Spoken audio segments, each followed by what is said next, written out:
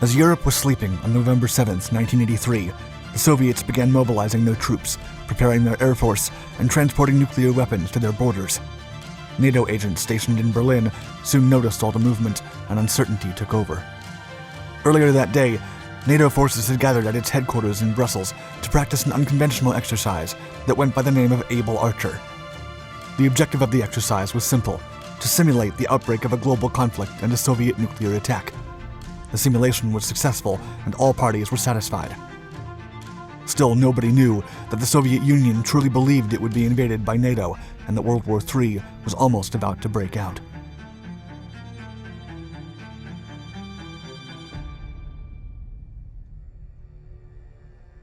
Empire of Evil. In 1979, the Soviet Union deployed 14 SS-20 RSD-10 Theater nuclear missiles, and NATO responded by executing the Double Track Decision. This decision offered the Warsaw Pact a bilateral limitation of medium and long-range ballistic missiles. However, the Euro-missile crisis still escalated. NATO then threatened to deploy more than 100 Pershing II nuclear missiles to hit Lithuania, Ukraine, or Belarus if the USSR decided to attack. The disarmament negotiations began in November of 1981, but were aborted by the Russians. When U.S. President Ronald Reagan took office that year, the Cold War tensions reached new heights.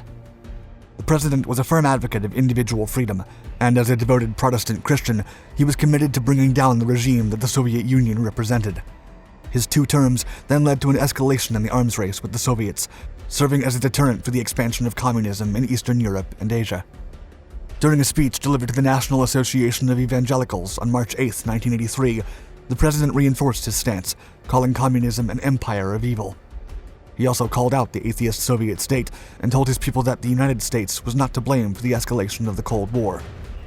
Reagan concluded, quote, "I urge you to beware the temptation of pride. The temptation of blithely declaring yourselves above it all and label both sides equally at fault, to ignore the facts of history and the aggressive impulses of an evil empire, to simply call the arms race a giant misunderstanding and thereby remove yourself from the struggle between right and wrong and good and evil." The speech set in motion an operation to deploy nuclear intermediate-range ballistic missiles in Western Europe, counteracting the recently deployed Soviet missiles installed at the borders of the eastern side. Tensions rise. The aggressive U.S. stance against the crumbling USSR led to a state of paranoia and permanent alert among the Soviet military brass. From 1981 onwards, the U.S. and its allies began psychological operations to test Soviet radar vulnerability and assert the Americans' nuclear dominance. NATO then executed a series of ground, naval, and air exercises close to Eastern Europe to wreck the Soviets' nerves and put pressure on their leadership. Naval operations in the Norwegian, Baltic, and Black Seas caught the attention of the Russian Navy and alarmed them, while American bombers would also fly directly towards hostile airspace, only to turn back at the last moment before breaching enemy territory. William Schneider, Jr., once the former Undersecretary of State for Military Assistance and Technology, recalled the Soviet paranoia, quote, "It really got to them. They didn't know what it all meant. A squadron would fly straight at Soviet airspace, and other radars would light up, and units would go on alert. Then, at the last minute, the squadron would peel off and return home." KGB activity went rampant. All agents from all departments were under stress to follow every footstep and every intent of their Western counterparts to uncover their fundamental objectives. Their primary focus became, quote, "not to miss the military preparations of the enemy, its preparations for a nuclear strike, and not to miss the real risk of the outbreak of war." The threat was so real and palpable that the Soviet leadership, especially KGB chairman Yuri Andropov, feared that NATO was planning a grand-scale attack similar to Operation Barbarossa in 1941.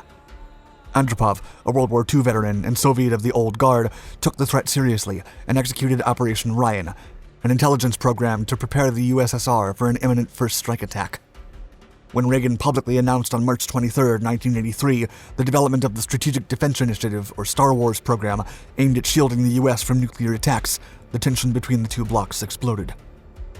Then, on September 1st, a tragic incident took the world by storm and ignited even more fire as the Soviets shot down the Korean Airlines Flight 007. The civilian aircraft, which departed from Anchorage, Alaska, to Seoul, was spotted by a Soviet Su-15 interceptor after its crew had strangely deviated from its route and breached Soviet airspace without any warning. After not getting a response from the crew, the Soviets treated the aircraft as a hostile spy aircraft, and all 269 people on board perished.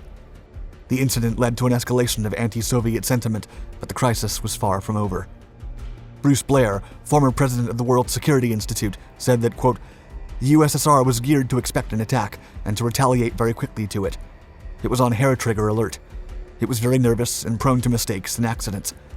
The false alarm could not have come at a more dangerous, intense phase in US-Soviet relations. I think that this is the closest our country has come to accidental nuclear war." Exercise Able Archer 83. On November 7, 1983, over 100 military officers gathered at the main NATO headquarters in Brussels to execute a unique military exercise. The objective was to simulate a Soviet nuclear attack and unofficially prepare in case World War III exploded. The exercise was called Able Archer 83, and it was part of the massive conventional exercise, codenamed Autumn Forge. Each year, tens of thousands of NATO soldiers gathered to perform these exercises, but this time was different.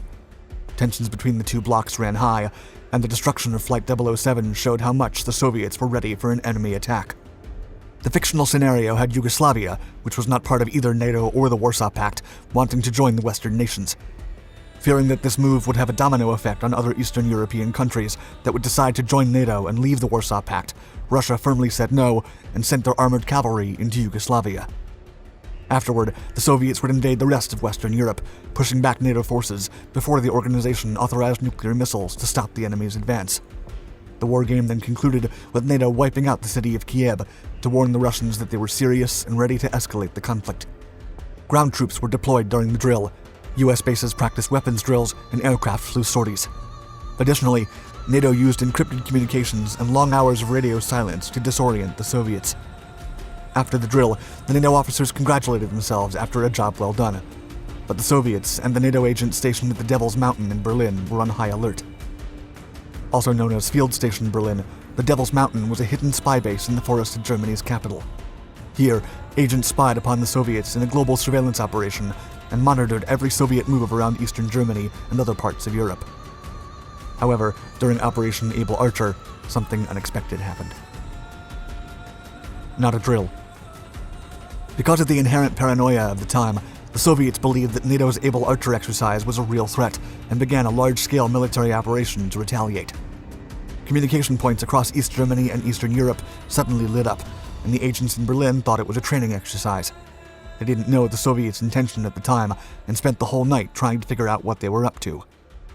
World War III was about to break out because of a single military exercise, and nobody knew about it, even the United States intelligence.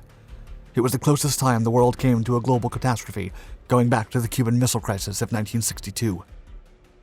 The Soviets mobilized entire divisions, transported nuclear weapons to their borders, and mustered their air force to attack critical targets across Western Europe. Fortunately, they eventually realized what had really happened and stopped short of attacking. It wasn't until the 1990s that declassified information from the US government showed how close the world came to a nuclear war after the competition of Able Archer 83. One of the many disclosed documents came from Minister of Defense Dmitry Ustinov, who wrote about the event after a few days had passed. Quote, "The dangerous nature of the military exercises conducted by the US and NATO in recent years commands attention. These exercises are characterized by an enormous scope, and they are becoming increasingly difficult to distinguish from a real deployment of armed forces for aggression." He concluded his statement by saying, quote, "We are also obliged to draw appropriate conclusions from the fact that the US has deployed armed forces groupings prepared for war near the Soviet Union's borders and has created control systems for them. We have to reckon with the ever-growing scope and dangerous nature of the Strategic Offensive Forces exercises conducted by the American Command, as well as of exercises conducted in a NATO framework." The Soviet war scare was real, and one of several reasons the US and the USSR signed a nuclear arms treaty in 1987. Thank you for watching my video. Please like and subscribe to our Dark Documentaries channels to find more exciting historical content. And let us know in the comments below what you think of this singular war game that could have resulted in the third global conflict of the 20th century.